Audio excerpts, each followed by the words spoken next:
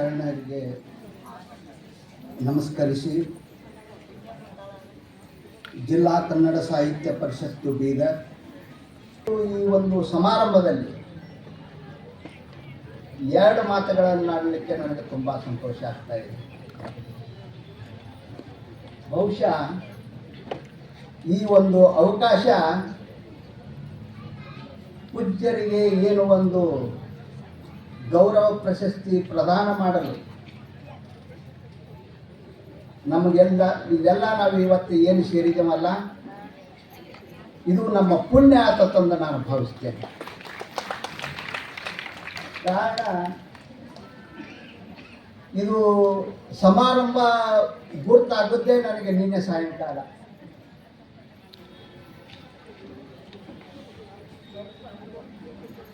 ಪೂಜ್ಯ ಗುರುಬಸವ ಪಟ್ಟದೇವರು ನಿನ್ನೆ ಸಾಯಂಕಾಲ ನನ್ನನ್ನು ಫೋನ್ ಮಾಡಿ,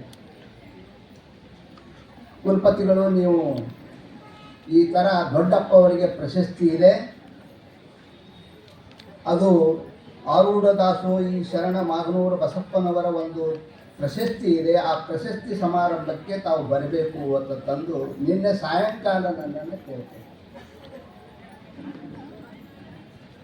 ನಾನು ಬುದ್ಧಿಯವರಿಗೆ ಹೇಳಿದೆ, ನೀವು ಕೇಳ್ಕೊಳ್ಳೋದು ಅವಶ್ಯಕತೆ ಇಲ್ಲ ಬುದ್ಧಿ, ನನಗೆ ಇದು ಸೌಭಾಗ್ಯ, ನನಗೆ ಇದು.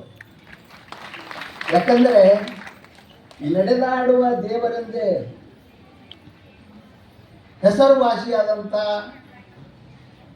ಇಂಥ ದೊಡ್ಡ ಗುರುಗಳಿಗೆ ಇವತ್ತು ಏನು ಶರಣ ಆರೂಢ ದಾಸೋಹಿ ಶರಣ ಮಾಗನೂರು ಬಸಪ್ಪನವರ ಒಂದು ಪ್ರಶಸ್ತಿ ಏನು ಇವತ್ತು ಅವರಿಗೆ ಲಭಿಸಿದೆ, ಇದು ಬೀದರ್ ಜಿಲ್ಲೆ ಅಷ್ಟೇ ಅಲ್ಲ, ಕರ್ನಾಟಕದ ಎಲ್ಲ ಜನತೆಗೂ ಸಹಿತ ಈ ಒಂದು ಹೆಮ್ಮೆಯ ವಿಷಯ ಅಂತ ತಂದು ಹೇಳಕ್ಕೆ ನಾನು ಇಷ್ಟಪಡ್ತೇನೆ. ಕಾರಣ ಇಷ್ಟೇ, ಆರೂಢ ದಾಸೋಹಿ ಶರಣ ಮಾಗನೂರು ಬಸಪ್ಪನವರ ಒಂದು ಸಂಕ್ಷಿಪ್ತ ಮಾಹಿತಿಯನ್ನ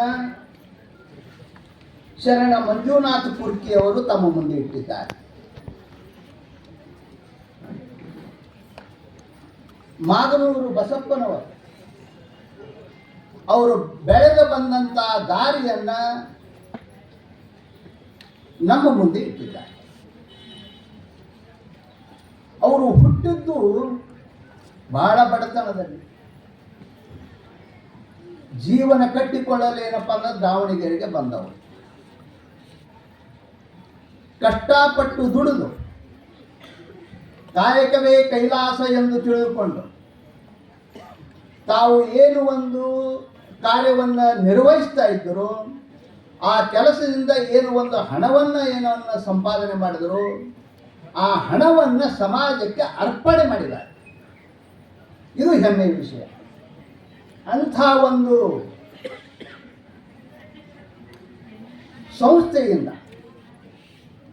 ಇವತ್ತು ಪೂಜ್ಯ ಗುರುಗಳಿಗೆ ಏನು ಈ ಒಂದು ಪ್ರಶಸ್ತಿಯನ್ನು ಪ್ರದಾನ ಮಾಡ್ತಾ ಇದ್ದಾರಲ್ಲ,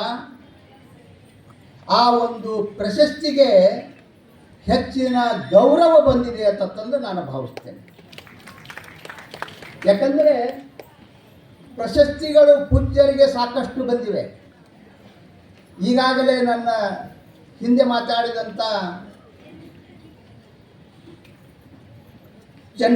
ಡಾಕ್ಟರ್ ಚನ್ನಶೆಟ್ಟಿ ಸುರೇಶ್ ಅವರು ಹೇಳಿದರು, ಸಾಕಷ್ಟು ಪ್ರಶಸ್ತಿಗಳೇನೇನಪ್ಪ ಅಂದ್ರೆ ಪೂಜ್ಯರಿಗೆ ಬಂದಿದೆ. ಅದರಲ್ಲಿ ಇದು ಒಂದು. ಆದರೆ ಇವತ್ತು ಈ ಏನು ಒಂದು ಪ್ರಶಸ್ತಿಯನ್ನು ಇವತ್ತು ಕೊಡ್ತಾ ಇದ್ದಾರೆ,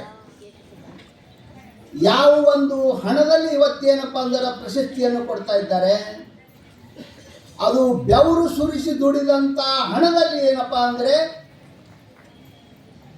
ಶರಣ ದಾಸೋಹಿ ಮಾಗನೂರು ಬಸಪ್ಪನವರು ಅವರ ಜೀವನವನ್ನೇ ಸಮಾಜಕ್ಕೆ ಅರ್ಪಿಸಿದಂಥದ್ದು. ಅಂಥ ಒಂದು ಸೇವಾ ಭಕ್ತಿಯಿಂದ ಏನು ಒಂದು ಪ್ರತಿಷ್ಠಾಪನೆಯನ್ನು ಮಾಡಿದರೋ, ಆ ಒಂದು ಅಡಿಯಲ್ಲಿ ಇವತ್ತು ಪ್ರಶಸ್ತಿಯನ್ನು ಕೊಡ್ತಾ ಇದ್ದಾರೆ. ಹೀಗಾಗಿ ಆ ಪ್ರಶಸ್ತಿಗೆ ಏನಪ್ಪ ಅಂದರೆ ಇವತ್ತು ಒಂದು ಬೆಲೆ ಬಂದಿದೆ ಅಂತ ತಂದು ಈ ಸಂದರ್ಭದಲ್ಲಿ ನಾನು ಹೇಳಕ್ಕೆ ಇಷ್ಟಪಡ್ತೀನಿ. ಇನ್ನು ಎರಡನೇದಾಗಿ 2023ನೇ ಇಸ್ವಿಗೆ ಏನು ಒಂದು ಪ್ರಶಸ್ತಿಗೆ ಆಯ್ಕೆ ಮಾಡಿದಾರಲ್ಲ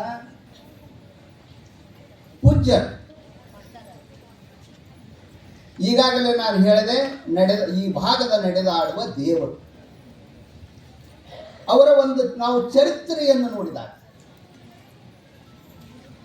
ಅವರು ಸಹಿತ ಬಹಳ ಕಷ್ಟದಲ್ಲೇ ಬೆಳೆದು ಏನಪ್ಪಾ ಅಂದ್ರೆ ಮಠವನ್ನು ಬೆಳೆಸಿದವರು.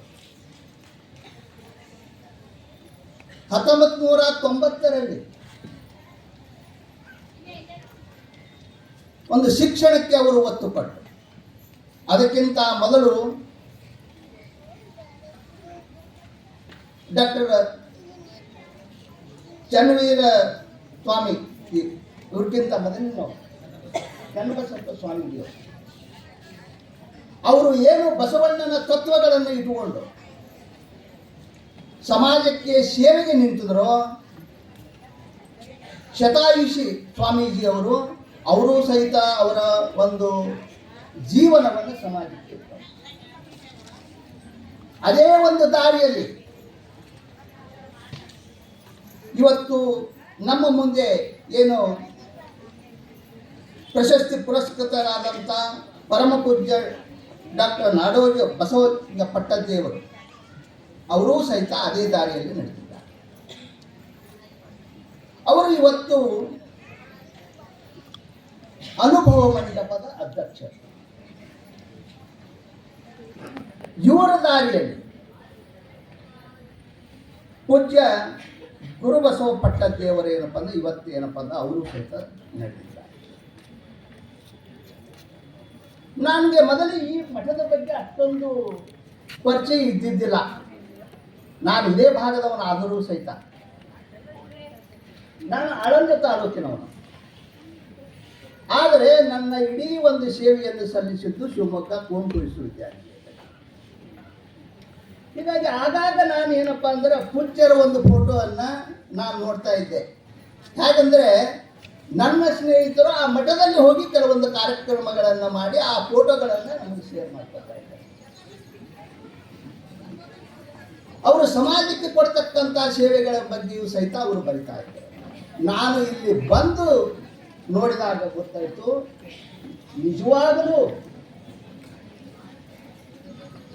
ಪರಮ ಪೂಜ್ಯ ನಾಡೋಜ ಡಾಕ್ಟರ್ ಬಸವಲಿಂಗ ಪಟ್ಟದೇವರು ನಡೆದಾಡ ದೇವರೇ, ನಿಜವಾಗಲೂ ನಡೆದಾಡುವ ದೇವ.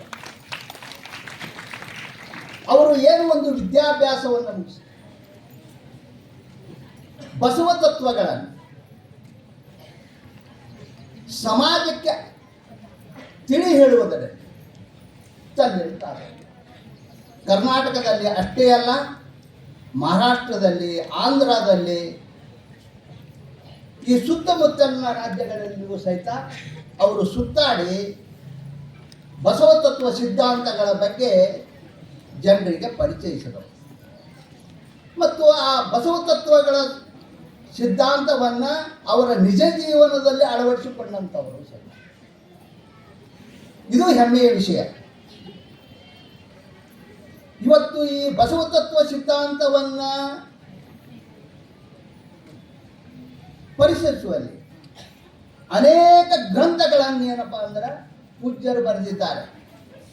ನಾನು ಸುಮ್ಮನೆ ಒಂದು ಸಲ ಕಣ್ಣಾಡಿಸದೆ ಈ ಒಂದು ಪಾಂಪ್ಲೆಟ್ಸ್ನಲ್ಲಿ ನಂಬರ್ನು ಸಹಿತ ಹಾಕಿದರು.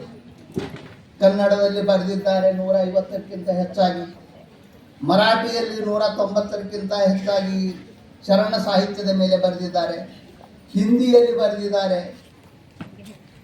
ಮತ್ತು ತೆಲುಗುನಲ್ಲಿ ಬರೆದಿದ್ದಾರೆ, ಇಂಗ್ಲೀಷ್ನಲ್ಲಿ ಬರೆದಿದ್ದಾರೆ. ಅವರು ಬಹುಭಾಷೆ ತಜ್ಞರು.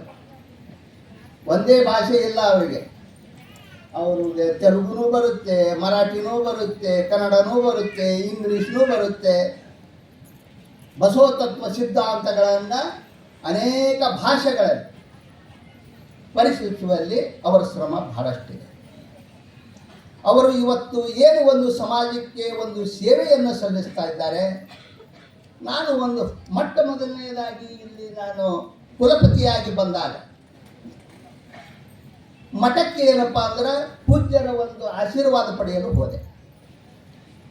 ಅಲ್ಲಿ ಹೊರಗಡೆ ಒಂದು ತೊಟ್ಟಿಲಿತ್ತು. ನಾನು ಸ್ನೇಹಿತರಿಗೆ ಕೇಳಿದೆ, ಹೊರಗಡೆ ಯಾಕೆ ಇದು ತೊಟ್ಟಿಲಿದೆ? ಅವರಂದರು, ಏನು ಚಿಕ್ಕ ಮಕ್ಕಳಿಗೆ ಹಡೆದಾಗ ಅವರಿಗೆ ಸಾಕಾಗದೇ ಇದ್ದರೆ ಆ ಮಠದ ತೊಟ್ಟಲಿನಲ್ಲಿ ಹಾಕಿ ಹೋಗಿದರೆ ಪೂಜ್ಯರು ಏನಪ್ಪ ಅಂದ್ರೆ ಅವರ ಪಾಲನೆಯನ್ನ ಮಾಡೋದು. ಇನ್ನು ಎಲ್ಲಿ ನಾವು ಕಾಣ್ತೇವೆ? ನಾವು ಎಲ್ಲಿ ಕಾಣ್ತೇವೆ ಅಂಥ ಒಂದು ಶಕ್ತಿಯನ್ನ, ಅಂಥ ಒಂದು ಆಲೋಚನೆಯನ್ನ ಪೂಜ್ಯರಿಗೆ ಆ ದೇವರು ದಯಪಾಲಿಸಿದ್ರು. ಅಂಥ ಒಂದು ದೊಡ್ಡ ದೊಡ್ಡ ಕಾರ್ಯಗಳನ್ನು ಮಾಡಿ ಇವತ್ತು ಒಂದು ದೊಡ್ಡ ಶಿಕ್ಷಣ ಸಂಸ್ಥೆಯನ್ನು ಅವರು ಕಟ್ಟಿದ್ದಾರೆ. ಈಗಾಗಲೇ ನನ್ನ ಹಿಂದಿನ ಭಾಷಣಕಾರರು ಹೇಳಿದರು, ಕರ್ನಾಟಕದ ಜನತೆ ಬೀದರ್ ಜಿಲ್ಲೆಯ ಕಡೆ ನೋಡುವ ಹಾಗೆ ಮಾಡಿದೆ ಅಂತಂದು. ಯಾಕಂದ್ರೆ ನೀಟ್ನಲ್ಲಿ ಬೀದರ್ 3ನೇ ಸ್ಥಾನದಲ್ಲಿ ಬಂದಿದೆ. ಅದೇ ಸಂಸ್ಥೆಯಲ್ಲಿ ನಮ್ಮ ವಿಶ್ವವಿದ್ಯಾಲಯದ ಗಣಿತ ವಿಭಾಗದಲ್ಲಿ ಸೇವೆಯನ್ನು ಪ್ರಾಧ್ಯಾಪಕರಾಗಿ ಸೇವೆ ಸಲ್ಲಿಸ್ತಾ ಇದ್ದಾರೆ. ಅವ್ರ ಮಗನೂ ಸಹಿತ ಅಲ್ಲಿ ಏನಪ್ಪ ಅಂದ್ರೆ ಒಳ್ಳೆ ರ್ಯಾಂಕ್ ಗಳಿಸಿ ಇವತ್ತೇನಪ್ಪ ಅಂದ್ರೆ IIT-ಯಲ್ಲಿ ಸೀಟನ್ನು ತರ್ತಾರೆ. ಅಂಥ ಒಂದು ಗುಣಮಟ್ಟ ಶಿಕ್ಷಣವನ್ನ ಪೂಜ್ಯರು ಇವತ್ತೇನಪ್ಪ ಅಂದ್ರೆ ಈ ಭಾಗಕ್ಕೆ ಕೊಡ್ತಾ ಇದ್ದಾರೆ. ಹೀಗಾಗಿ ಅವರ ಸೇವೆ ಏನಿದೆಯಲ್ಲ, ನಾವು ಎಷ್ಟೇ ಹೊಗಳಿದರೂ ಸಹಿತ ಅದಕ್ಕೆ ಬೆಲೆ ಕಟ್ಟಲಿಕ್ಕೆ ಸಾಧ್ಯನೇ ಇಲ್ಲ. ಅಂಥ ಒಂದು ಸೇವೆಯನ್ನ ನಮ್ಮ ಸಮಾಜಕ್ಕೆ ಸಲ್ಲಿಸ್ತಾ ಇದ್ದಾರೆ. ಹಿಂದುಳಿದ ಪ್ರದೇಶವನ್ನು ಮುಂದೆ ತರಲಿಕ್ಕೆ ಎಲ್ಲ ಪ್ರಯತ್ನವನ್ನು ಮಾಡ್ತಾ ಇದ್ದಾರೆ. ಅಂಥವರಿಗೆ ಇವತ್ತು ಏನು ಒಂದು ಪ್ರಶಸ್ತಿ ಬಂದಿದೆಯಲ್ಲ, ಅವರ ಮನೆ ಮಠದ ಬಾಗಿಲಿಗೆ ಏನಪ್ಪ ಅಂದ್ರೆ ಆ ಪ್ರಶಸ್ತಿಯನ್ನು ತಂದು. ಹೀಗಾಗಿ ಈ ಪ್ರಶಸ್ತಿಗೆ ಅವರು ಎಲ್ಲ ರೀತಿಯಲ್ಲಿ ಅವರು ಏನಪ್ಪ ಅಂದ್ರೆ ಅರ್ಹರಾಗಿದ್ದಾರೆ.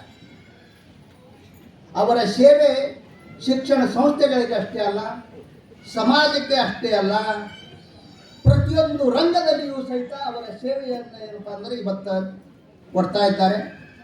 ಹೀಗಾಗಿ ಅಂತಹ ಒಂದು ಪೂಜ್ಯ ಗುರುಗಳಿಗೆ ಈ ಒಂದು ಪ್ರಶಸ್ತಿ ಇವತ್ತೇನು ಲಭಿಸಿದೆಯಲ್ಲ, ನಮಗೆಲ್ಲರಿಗೂ ಏನಪ್ಪ ಅಂದರೆ ಇವತ್ತು ತುಂಬ ಹೆಮ್ಮೆಯಾಗಿದೆ. ಈ ಒಂದು ಹೆಮ್ಮೆಯ ಸಮಾರಂಭದಲ್ಲಿ ಭಾಗವಹಿಸಲು ಅವಕಾಶ ಮಾಡಿಕೊಟ್ಟಂಥ ತಮಗೆಲ್ಲರಿಗೂ ನಾನು ವಂದಿಸಿ ನನ್ನ 2 ಮಾತುಗಳನ್ನು ಮುಗಿಸ್ತೇನೆ.